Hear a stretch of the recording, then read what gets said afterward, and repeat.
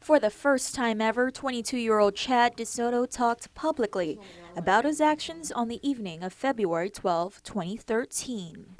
I have not lied to you, my fellow humans. My actions were not the result of a premeditating murderous monster who has no love within his soul, but that of a tiny, meek, withered and scared young man, writhing in psychological pain and paranoia. It was on this night DeSoto drove his car down a crowded Tumon sidewalk, crashed his car into the ABC store, darted out of the car, and stabbed people at random. I assume the verdict of the jury in my trial is the collective decision of the people of Guam. I understand the resentment my community has against me. The events that my mental illness caused were terrible and tragic. Do not deny that. But do not mistake the scarcity of tears on my face as a lack of sadness. I have mourned just as much as any other person.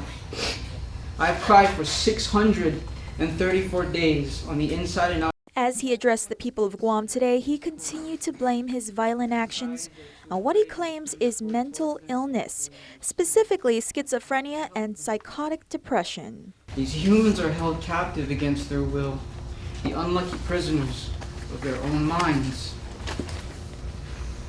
And as I have now come to grasp what these people have always gone through since I contracted my mental illness almost 2 years ago, I've come to understand what they have known all along.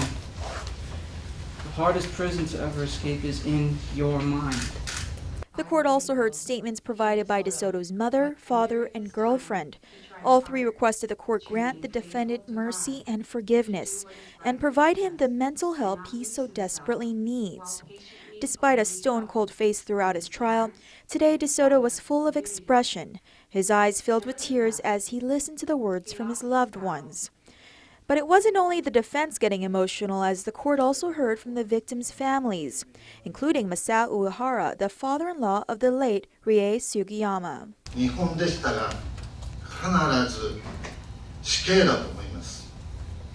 In Japan, this would be a death sentence.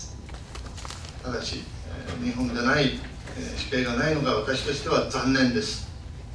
very sorry that this is not Japan and that the punishment is not available here. Considering the pre-sentence investigation, Judge Anita Sokola handed down 3 life sentences to be served concurrently without the possibility of parole, in addition to 15 years for each count of attempted aggravated murder and 25 years for each special allegation for possession and use of a deadly weapon. Court notes that you did not seem very remorseful when you had an opportunity to discuss your concerns with the probation officer.